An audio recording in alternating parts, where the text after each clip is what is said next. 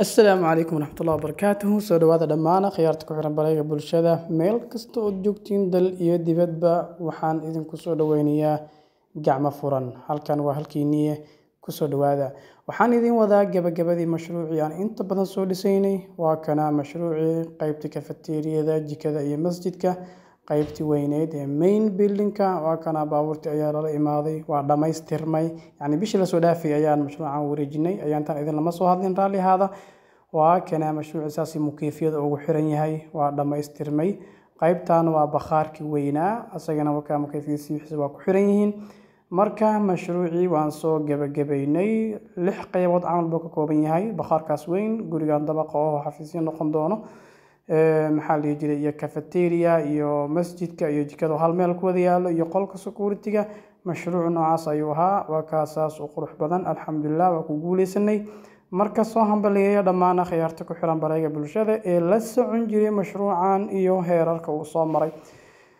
Rex Mayo iyo dhammaan ummadda Soomaaliyeed waxaan u sheegayaa in mashruucan iyo kuwa qurxan baan u dhisi karno. marka soo dhawaada, nala soo xiriira ayaa idin leenahay. waa kana mashruucii muuqaalkan yarko clipkan hadda aad arkaysiin waxaan duubay intii aan xariga laga jarin ka hor, wax yar ka hor, yani xilliga nadaafadda oo gabdhaha ay xaaqiyeen ayaan ka wadaa. marka aad baa idin soo dhaweynayaa 100% waxaan u heelanahay ama aan u taaganahay inaan idin dhisno mashruucan iyo kuwa kasii qurux badanba. haddaan gudaha usoo yara galo, waa kana nadaafadda xilliga yara socotay bay ahayd xilligan. haddaan waxaa weeye wax yar idinka yara tusabal dhowr qolkan bidixdaan geli doonaa, qolkii bullet proof-ka ahaa. wax badan aad maqasheen, waa kana wax daaqada ma lahan, mukeef ayuu leeyahay, qoneelkiisaan daari hadda. marka waa kana qolka noocaas u samaysan yahay, waa qol gebigiisba shub ah, isaga dhanba shub weeyaan. mid fiican dii lagu dhufto xitaa kama soo baxayo.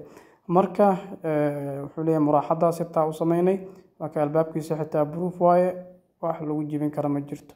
marka soo dhawaada khiyaarta, waa kana gurigii sidaas ayuu alxamdulillah quruxda badan noogu dhamaaday.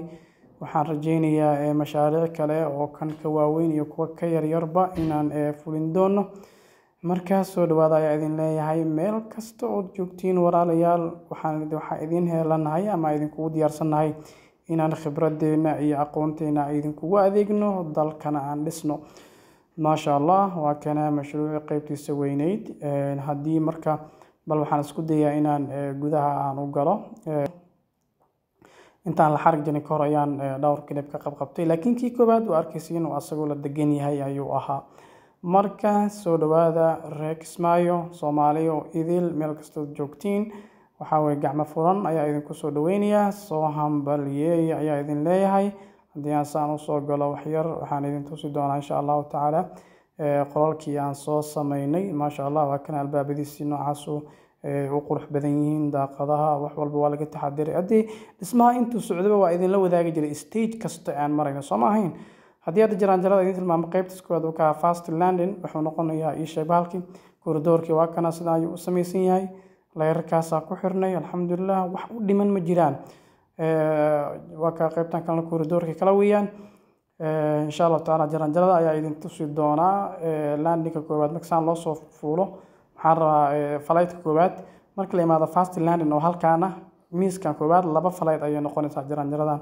wax badan ayaa ka soo sheekeeyay, waa kana ayadoo dhisan maanta saas u qurux badan.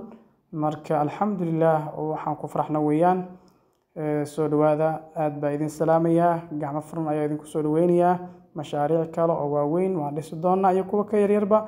idinkana nala shaqeeya, naguna dhiirigeliya inaan idin adeegno. wassalaamu calaykum waraxmatullah.